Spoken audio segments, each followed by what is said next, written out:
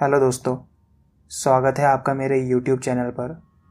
दोस्तों, अगर आपको सच्ची डरावनी कहानियाँ सुनना पसंद है तो आप जल्दी से मेरे यूट्यूब चैनल को सब्सक्राइब कर लीजिए, क्योंकि मैं हर हफ्ते आपके लिए ऐसी ही सच्ची डरावनी कहानियाँ लाता रहता हूँ। और दोस्तों, अगर आपको भी मुझे अपनी कोई कहानी भेजनी है तो स्क्रीन पर जो आपको मेल आईडी दिख रही है हॉरर सैटरडे की, आप उस ईमेल आईडी पर मुझे मेल कर सकते हैं। अगर आप चाहते हैं कि आपकी कहानी इस चैनल पर सुनाई जाए तो आप मुझे ज़रूर मेल कीजिएगा। तो चलिए बढ़ते हैं अपनी कहानी की तरफ। मेरा नाम विपिन है और मैं बंगाल से हूँ। जो बात मैं आपको बताने जा रहा हूँ वो बिल्कुल सच बात है, जिसे आज भी सोचता हूँ तो काफ़ी डर जाता हूँ। दरअसल ये बात 5 साल पुरानी है, जब मैं 16 साल का था।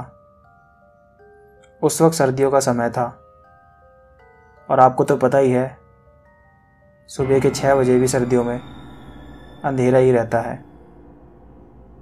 मैं और मेरा दोस्त आकाश, हम दोनों ही सुबह जल्दी उठकर मॉर्निंग वॉक पे जाया करते थे। लेकिन हमें नहीं पता था कि एक दिन हमारे साथ ऐसा भी होगा जिसके कारण हम मॉर्निंग वॉक पे कभी नहीं जा पाएंगे। वो सोमवार का दिन था। हम रोज की तरह सुबह 5 बजे मॉर्निंग वॉक पे निकल गए। हम जहाँ जाते थे वहाँ काफ़ी कम लोग मॉर्निंग वॉक के लिए आया करते थे, और सर्दियों में तो हमें छोड़कर कोई भी नहीं आता था। हम मॉर्निंग वॉक करते करते आपस में बातें भी कर रहे थे। एकदम काला अंधेरा था और कोहरा भी बहुत ज़्यादा था, जिसके कारण हमें आगे कुछ भी साफ नजर नहीं आ रहा था। स्ट्रीट लाइट भी ऐसी थी कि कुछ जल रही थी तो कुछ खराब हो रखी थी। खैर, हम वहाँ रोज जाते थे तो हमें इतनी प्रॉब्लम नहीं होती थी। हम आगे की तरफ बढ़ते जा रहे थे। हमारे दोनों तरफ जंगल थे और बीच में सड़क थी। तभी अचानक से हमें बहुत ज़ोर ज़ोर से आवाज़ें आने लगी।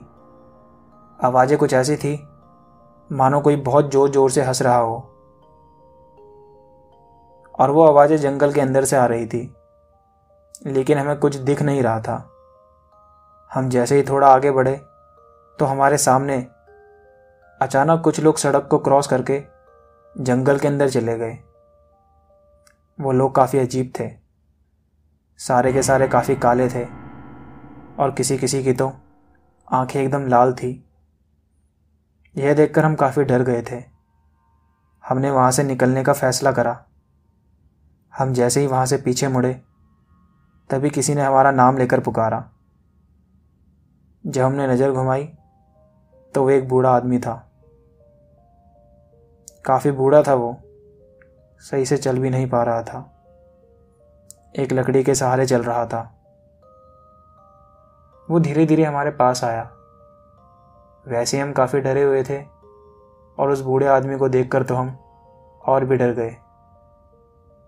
मैंने उससे डरते हुए पूछा कि आपको हमारा नाम कैसे पता? उसने बड़ी ही भारी आवाज़ में हमसे कहा कि मुझे तुम दोनों के बारे में सब कुछ पता है। उसकी ये बात सुनकर हम सोचने लगे कि इसे हमारा नाम कैसे पता चला। हम इतना सोच ही रहे थे कि वो अचानक से हमारे सामने से हवा की तरह गायब हो गया। अब हम दोनों के डर की कोई सीमा नहीं थी। हमें बस वहाँ से निकलना था। सर्दियों में भी हमें काफ़ी पसीने आ रहे थे डर के मारे। तभी दोबारा से हमारे आगे से 2-4 आदमी जंगल के अंदर जाने लगे। हमने सोचा यही सही मौका है। अगर अपनी जान बचानी है तो हम इनके पीछे ही चले जाते हैं और उजाला होते ही अपने घर चले जाएंगे। हम उन लोगों के पीछे जाने लगे। काफ़ी अंधेरा था तो हमने अपनी मोबाइल की टॉर्च जला ली। तभी उनमें से एक आदमी बोला कि इसे बंद कर दो, हमें इसकी ज़रूरत नहीं है। हमें ये बात काफ़ी अजीब तो लगी, लेकिन हमने उसकी बात मानी और लाइट बंद कर दी। आकाश और मेरी हालत काफ़ी ख़राब हो गई थी और इतना अंधेरा था जंगल में कि हमें इन लोगों के चेहरे भी सही से नहीं दिखाई दे रहे थे। बस हम उनके साथ अपने आप को सुरक्षित महसूस कर रहे थे। धीरे धीरे जैसे हम जंगल की तरफ बढ़ने लगे तो वो हंसने की आवाज़ें काफ़ी तेज़ होने लगी। जब हमने जंगल के अंदर जाकर देखा तो हम हैरान हो गए। चारों तरफ 10 से 12 फुट के लोग घूम रहे थे। एक गोल सा घेरा बनाया हुआ था उन्होंने। एक बात हमने ये ज़रूर नोटिस करी थी कि उन सभी लोगों के पैर उल्टे थे, शरीर पूरा काला था और आंखें एकदम लाल थी। बहुत ही ज़्यादा भयानक नज़ारा था वो। हमारी जगह अगर कोई और होता तो उसी टाइम मर जाता ये सब देखकर। आकाश ने मुझे चिल्लाते हुए वहाँ से भागने को कहा। हम वहाँ से अपने घर की तरफ भागने लगे। भागते भागते अचानक से हमारी नज़र आसपास के पेड़ों पर पड़ी। हमने देखा कि वो बूढ़ा व्यक्ति जो हमें कुछ देर पहले ही मिला था, जो सही से चल भी नहीं पा रहा था, वो पेड़ों पे छलांग लगाता हुआ हमारा पीछा कर रहा था। लेकिन उसका शरीर एकदम काला था, सेम वैसे ही जैसे वो लोग थे। आंखें लाल, और अजीब बात तो ये थी कि उसकी एक पूंछ भी थी। हमें अब ज़्यादा कुछ समझने की ज़रूरत नहीं थी क्योंकि वो चीज़ कोई इंसान नहीं थी। हम अपनी जी जान लगाकर भागने लगे, लेकिन भागते भागते आकाश वहाँ गिर गया। उसका सिर एक पत्थर पे लगा और वो बेहोश हो गया। मैंने उसे काफ़ी उठाने की कोशिश करी, लेकिन वो उठ नहीं रहा था। मैं करता भी तो क्या, मैं कुछ नहीं कर सकता था। मुझे अपनी जान भी बचानी थी। मैं आकाश को वहीं छोड़कर भाग गया। मुझे बहुत बुरा तो लग रहा था, लेकिन उस समय मुझे अपनी जान बचानी थी उस चीज़ से। मैं भागते हुए अपने घर पहुंचा और घर वालों को सारी बात बता दी। मेरी बात सुनकर मेरे और आकाश के घर वाले उसे वहीं ढूंढने चले गए जहां वो बेहोश हुआ था। जब हम सब वहां पहुंचे तो आकाश वैसे ही वहां बेहोश पड़ा हुआ था। हमने उसे उठाया और घर ले आए। मैं बहुत खुश था कि आकाश हमें सही सलामत मिल गया था।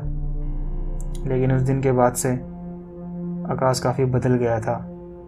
वो चुपचाप रहने लगा, अजीब अजीब सी हरकतें करने लगा, जैसे रात को नींद में चलना, खाना ना खाना। लेकिन एक दिन तो हद ही हो गई।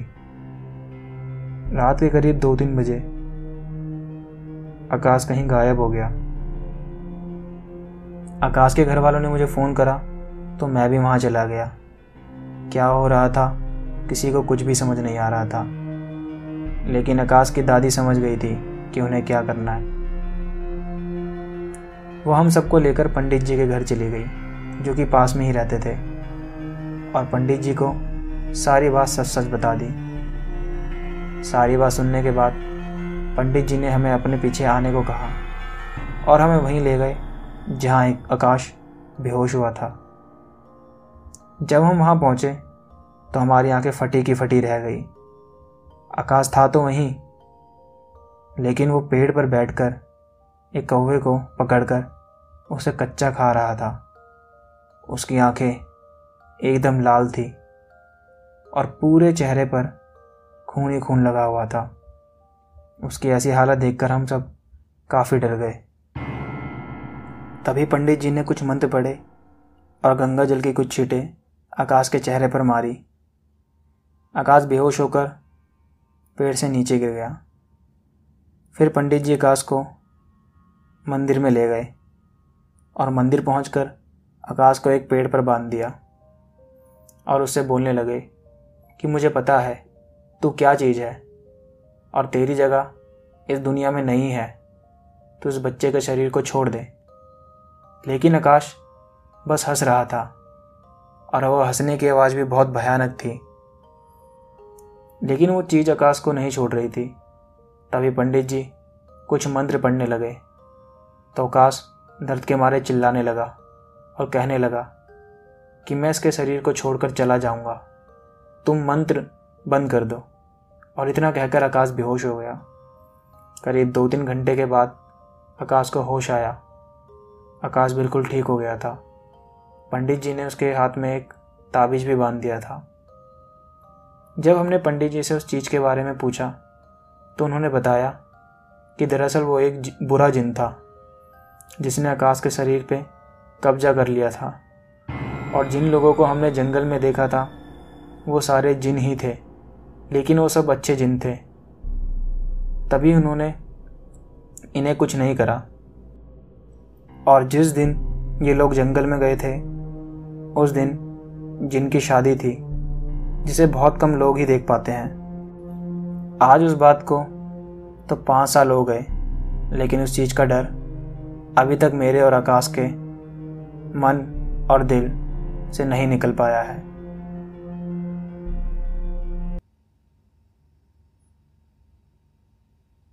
तो दोस्तों, यह थी आज की एक सच्ची डरावनी कहानी।